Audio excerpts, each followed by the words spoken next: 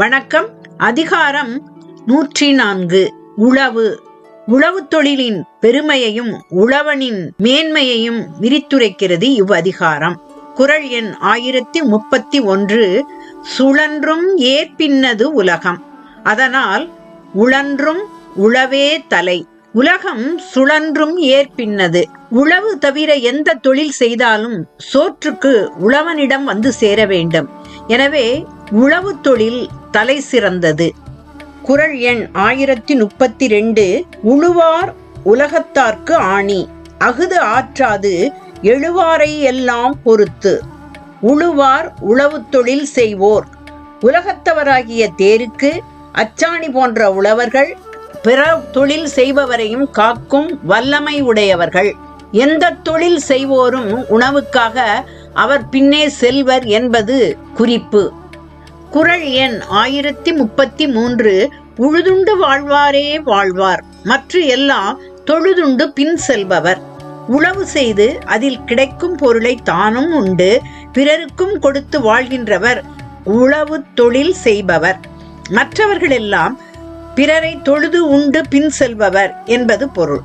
உலகத்தாரின் பசி களைய உண்ண உணவு கொடுக்கும் உழவரின் பெருமை பேசுகிறது இக்குறள்.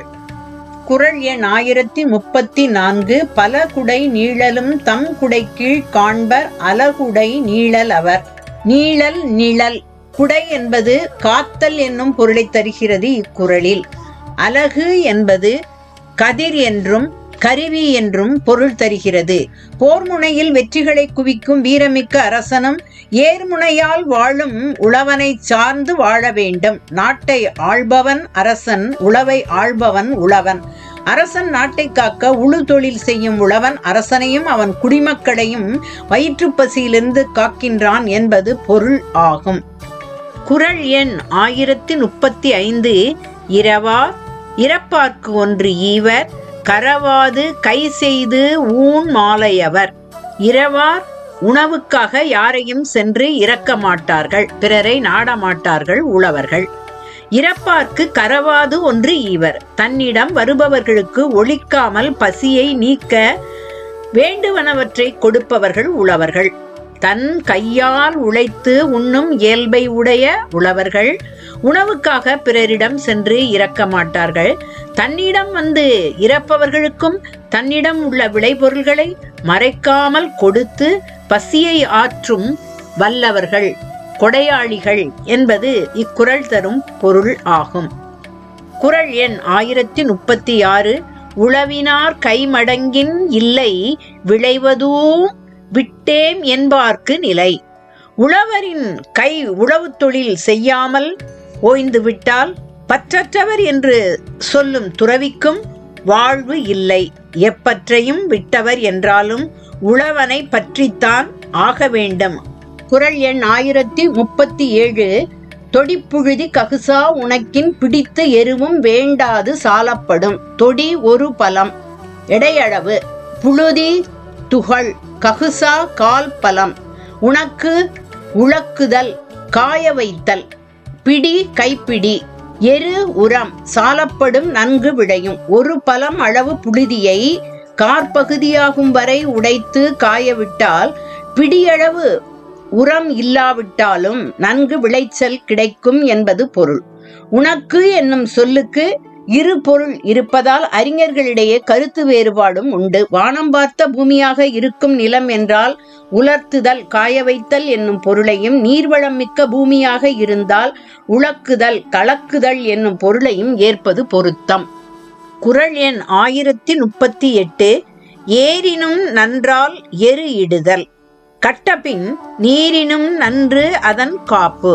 உழவன் பயிரை எவ்வாறு வளர்க்கிறான் என்பதை காட்டுகிறது இக்குறள். பயிரின் பருவத்தில் செய்வன செய்யும் உழவனை பற்றி விரிவாக விரித்துரைக்கிறது இவ்வதிகாரம். ஏர் உடுவதை விட எரு இடுதல் நல்லது. களை எடுத்த பின் நீர் பாய்ச்சுவதை விட பயிரை காவல் காப்பது நல்லது என்பது பொருள் ஆகும். குறள் எண் 1039. செல்லான் கிழவன் இருப்பின் நிலம் புலந்து இல்லாளின் ஊடிவிடும். கிழவன் என்பது இங்கு உழவனை குறிக்கும். நிலத்துக்கு உரியவன் நாள்தோறும் தன் நிலத்தை சென்று பார்க்க வேண்டும். பார்க்காவிட்டால் அந்நிலம் அவன் மனைவியைப் போல அவனோடு பிணங்கிவிடும்.